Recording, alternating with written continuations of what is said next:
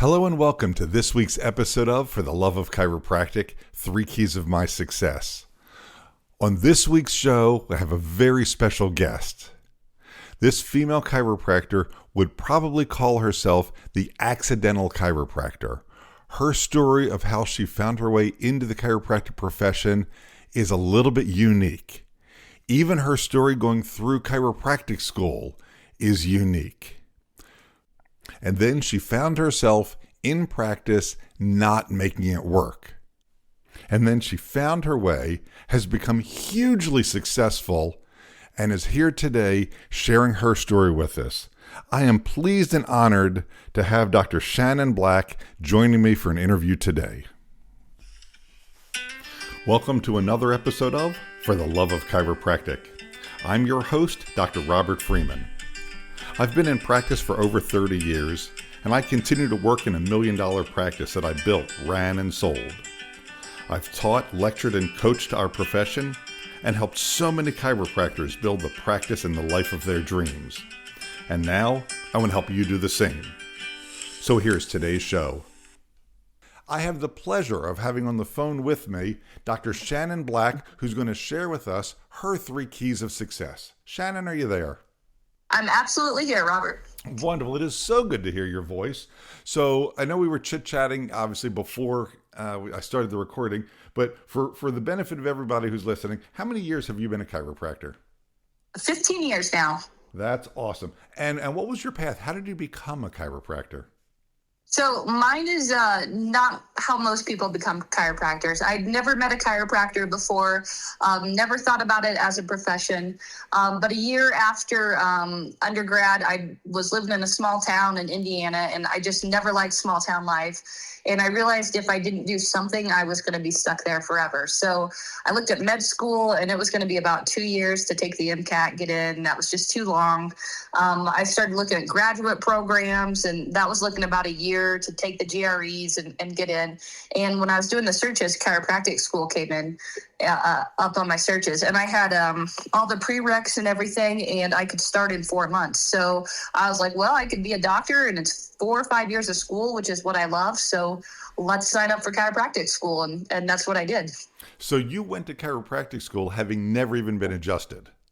I had never been adjusted, never met a chiropractor. I love that. Okay. So now fast forward, you get out of school. What'd you do? Did you associate? Did you open a practice? Yeah. So during all of chiropractic school, I just kind of messed around. Like I didn't care about chiropractic because I didn't know what it was and it wasn't taught at my school. So I thought if you got good grades, then you would be a good doctor. So I'm really school smart, but no common sense smart. So I did really well in school and just partied all the time. And I didn't make any chiropractic friends because I didn't hang out with, anybody from my school. Mm-hmm. So I got out and I was like, well, I graduated with a 3.9 GPA. I'm going to be a fantastic doctor. How'd that work out for you? Well, I'd never even been into a chiropractic office at this point, so it did not work out well. So for about 3 years, I was a pop and pray, hope they pay doctor. I, saw 30 to 40 patients a week. I couldn't pay my own bills. I hated chiropractic.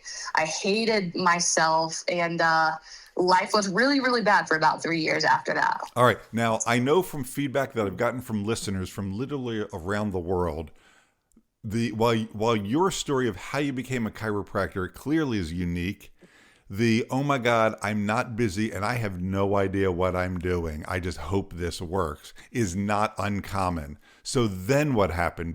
Because I know you're a huge success. So tell me about that transformation. So I was really, really lucky, and I was forced to go to a 2-day chiropractic seminar called Focus OKC. And I was even forced by a non-chiropractor. So somebody just in my life who knew how bad I was struggling. And I went to this event, and it was like the 2 days and the event and the hotel. It was like $1,000, which to me at that time was like insane amount. Oh, all the money in the world. Yeah, but it was like, okay, well, I'm going to kill myself or have this bill. So what do I have to lose? So I went to this 2-day seminar, and it was filled with philosophy and phenomenal speakers. And, I was just hoping someone would teach me like how to adjust, or I didn't even know the word report of findings, but like how to do that. Or, I was just hoping I would learn something like that. And I didn't hear any of that, but I heard about green books, and I heard about chiropractic miracles, and I heard about how you were called to be a chiropractor. And it literally shifted my whole mindset in 2 days. I love that. So I got to ask you. So coming Yeah. from no understanding of chiropractic at all, and obviously this wonderful transformation. What is your chiropractic? Tell me, what is your chiropractic philosophy? Oh, my chiropractic philosophy is there's a power in all of us, the power of the universe, whether you want to call it innate or God. But there's beautiful, magical power in all of us.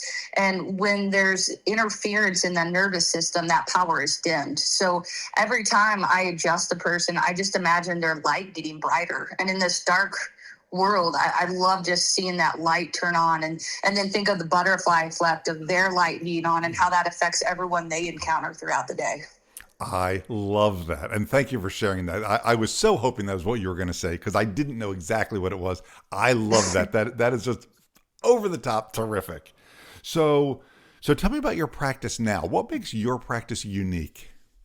Oh my goodness. We have so much fun in my practice. So we've gone from, 40 a week back in the day to we're about 350 a week, sometimes up to 400, sometimes below that 350, but we have fun. So two of my favorite things we do is we wear costumes anytime there's an occasion. So for Halloween, we wear a whole week of costumes.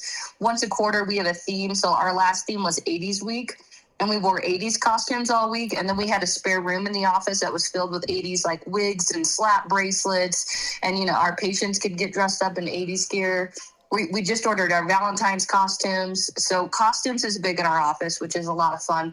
And then my second one is we confetti pop people, and they usually don't know it's coming, although now if they've been in the office a while, they do. But if it's their birthday, if it's they get engaged, buy a house, they graduate, when they walk out of my room from being adjusted, there's just loud pop and confetti pops everywhere, and we videotape it so we can send it to them. And it's just hilarious. But people feel celebrated and loved, and we just have a great time. Oh my God, I love that. That is so cool. And you're right, that absolutely makes your office unique. It reminds me that there's a good friend of mine who used to practice up in Wisconsin, in the middle part of the United States. And she one day a week would do disco Saturdays. So she would dress in disco era clothes, and she was having so much fun telling me about it. I actually bought her a disco ball and sent it to her as a gift. That's awesome. We've been talking about having a 70s week next. See, exactly. So that's absolutely terrific. All right. So we got to keep jumping forward. I love hearing about your office. So as you reflect, how many years ago was this transformation? 12 years ago now. So 12 years ago. Yeah. So you spent about 3 years just sort of like wandering and hoping and wondering. Mm-hmm. Okay. So for the past dozen years, you've grown to become fantastically successful, which I love and admire. For everybody listening, what would you say your 3 keys of success are? What do you want to share with doctors around the world to help them become more successful? Yeah. So I've gotten asked a lot, like, how do you go from, I originally went from like 40 to over 200 in like 3 months. Yeah. And now we've doubled that. But people are like, how do you do that? And I think the primary number one was passion. So I got it that weekend when I learned about the green books and heard the miracles. But I have this BJ quote that I read every day, and that it's in my office in my main adjusting room. So I'm going to share it right now. Please. But it says, to adjust the subluxation is to advance mankind, step up his efficiency, increase his ability, make him more natural and more at peace within himself. For all things are possible to him whose body equals his innate. So when I'm adjusting, I think so many chiropractors get burnt out because they're focused on pain, and pain may or may not go away. Exactly. But I'm so passionate. Like we increase their efficiency. What mama of 4 is going to get through the day better because she's more efficient? What suicidal person isn't going to kill themselves because now they're more at peace with themselves? What family is going to stay together because the parents didn't divorce because they could handle through the day? Like, what we do is so powerful. And as long as you have that passion and you know what you're doing, you know the magic, you know the innate, you know what it is, it's so easy to stay passionate and not get burnout. But the burnout is real if you aren't passionate. So knowing how powerful chiropractic is and what it is, and having that passion is definitely my number one success. And I love that. It's not what we do, it's why we do what we do. Exactly. So, yeah, and in fact, it's funny because I was just having this almost this identical conversation with a doc on the phone as I was driving back from my office home. And we were talking about, she had a rough day in the office and different things were going on. And we got onto the whole topic of the fact that you adjusted this woman and she did not have a headache today, or the headache went away immediately, means she did not go home and yell at her children. Mm-hmm. And because she did not yell at her children, their lives begin to spin in a different path. The fact that she doesn't have headaches at all next week, she's a different parent, right? The whole family is moving on a different path. Exactly. Yeah. In fact, I had a doc say to me years and years ago, the best chiropractic stories are the ones that we don't even know happened. The person who doesn't have pain, they're living a different life. They never got headaches. They never had pain. They're just operating as close to 100% as possible because their innate is flowing. And so they're having a huge impact on the world. Exactly what BJ said, exactly what you just said. Yep. So those are just harder to measure and harder to see those. So that's why people forget about it. Right. That's why it's so important that each doc knows, that's what we're doing every time you put your hands on somebody. Yep. Yeah. Okay. So passion is number one, and your passion is just effervescing. What's number two? Consistent discipline. So I adjusted for 3 years really crappy. So my muscle memory is crappy adjustments. So I always have to practice my adjustments, learn different techniques, videotape it, send it to coaches. Because I think a lot of us get, we see miracles or we adjust so many and we kind of get confident, if not cocky, in our skills. But we don't realize maybe we're not quite at the right angle that we should be at the line of drive. Or maybe, we're a centimeter off of our contact. Or maybe our squat should be better.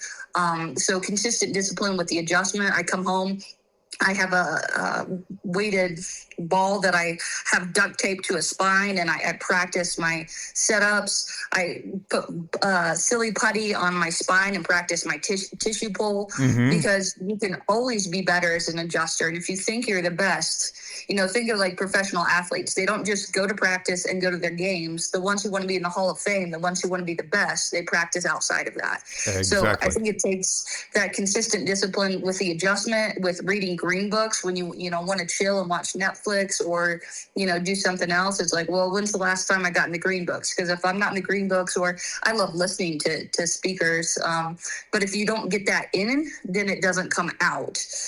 So it's putting the time in to keep the passion, which is success reason number one. So I think you need that consistent discipline of always making time for chiropractic, or you're not going to see it outwardly. Absolutely. I couldn't agree more. One of the things that I talk to docs about is, docs will say, well, my wrists are hurting, my elbows are hurting, my shoulders, my hip, my knee, whatever body part they're talking about. And the very first thing that I will say to them is check your mechanics. Because in school, we were taught, at least when I went to school, we were taught proper optimum biomechanics for the doctor. And if you're not keeping an eye on that, things are going to wear out prematurely. I had a professor in school who said, you have to be careful because your body only has a certain number of adjustments in it. So you need to pace yourself. And nothing could be further from the truth. That was a horrible lie and a horrible disservice.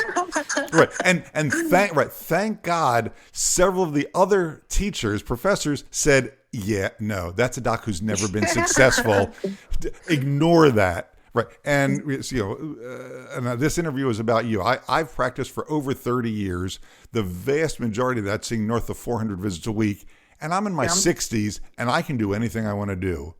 Yep. My wrists, my elbows, my back, my shoulder, you name it, there's no problem. When you do it properly, and what you said is so important, it's the consistency of moving towards perfection, that maintaining your excellence. Yeah, that's the key. Yep. Yep. Wow. All right. So we've talked about passion. We've talked about consistency. What's your big number 3? Surrounding yourself with chiropractic coaches and mentors. They know more than you. They can help you. They can inspire you. They can positively critique you when you need it. And you want to be around people who are successful and, preferably more successful than you are. Not that you don't want to help others as well, but you need a core circle of coaches and mentors that can really help you up. Absolutely. All right. And I certainly couldn't agree with that more. I've always worked to surround myself, with those people, because even the mastermind sessions, things that come up, I mean, just chit chatting, it's amazing when you surround yourself in that energy, how it just soaks in and you vibrate at a higher level. Yep. So yeah, I absolutely love that. So, all right. So we got to step back. I've got to ask you a question that I ask everybody that I interview. So knowing what you know, and having been in practice for the number of years that you have been, if there was a doc right out of school today, or somebody in practice who is stuck in their stuff the way you were in those first 3 years, is it still possible today, in today's world, to become a huge success? Oh, absolutely. Our world is so sick and so dark right now. They want us more than anything else. And our calling is bigger now than I think chiropractic's ever been called for. So, yeah, if you can find the light yourself and you can find the passion and you can be critical of your art and master it and surround yourself with successful chiropractors, even from afar, then without a doubt, today is probably easier than ever because, man, our world needs us and wants us. Yeah, and recognizes more than ever that they need us and want us. Yeah, they're waking up more than ever before and turning away from big med and big pharma. Absolutely, yes. Yeah. So, all right, again, we're going to switch gears. So, with all the things that you've seen and experienced, how would you define business success?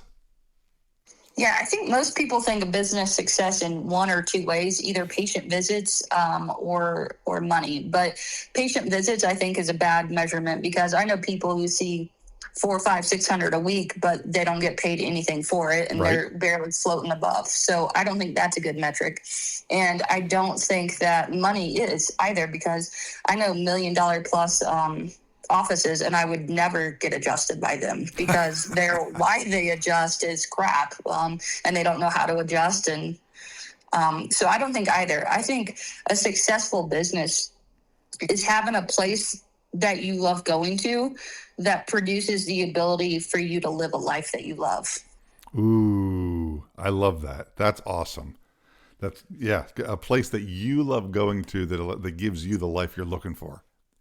Yeah. Beautiful and eloquently said. So then my next question, I guess probably my final question based on our timing, how would you define personal success? I think that's having healthy relationships, whether it's with your spouse, your children, your friends, primarily, and then having a healthy mind, body, and soul. If you're, dealing with addictions, if you're obese, if you are sick all the time, if you don't have a connection with innate or nature, God, whatever you want to call it, then you're not going to be personally successful. And I think having financial security, just in this world, if you're worried every month or every week or whatever it be, then you're never going to be at peace. So I think it's many metrics there, but your own health, your relationships with others, and your financial stability. I love everything you have said. I'm a huge fan of yours, and I know you and I have never met in person, and we've only chatted a couple times. So I've got to ask you one final question. Mm-hmm. For the person who has heard this and says, yeah, you know what? Maybe I can be more successful. Maybe she's right. What's their number one step? Oh, that's a good question. I think the number one step is reaching out to someone who can then guide them more. who can lead them to help finding their passion and to how to change their habits, because that's what got us into bad places, whether it's poor adjustments or poor reported findings or poor confidence in chiropractic. It's our habits. So you need to reach out to somebody that can help you change your habits, that you believe in, that will help you believe in yourself. So, and now I would say that either that's, a coach or a mentor, or virtually any chiropractor that they know or know of that's more successful. Absolutely. And I'm sure anyone, if they're listening to your podcast, anyone you've interviewed, if they've reached out to them, would happily fill that. And then there's so many other, you can look on Facebook or whatever and find so many successful chiropractors. And there's very few successful chiropractors that won't help others out. And if they don't reach back out to you, then they're not the ones to help you. So just keep reaching out. Yeah. But most successful chiropractors realize how wonderful our profession is. And we want other people to be as successful as us to help lift up humanity.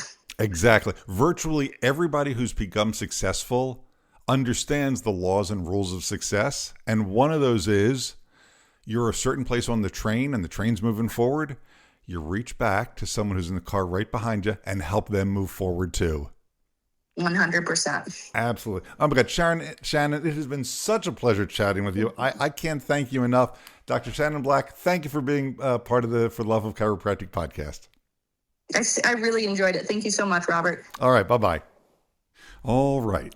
And that's our show for today. If you have a question about today's show or your own practice, feel free to reach out at fortheloveofchiropractic.com.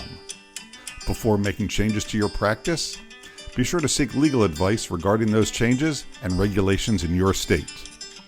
For the Love of Chiropractic is an RGF production, all rights reserved. And thanks for listening. Original music provided by Hunter Rich Music.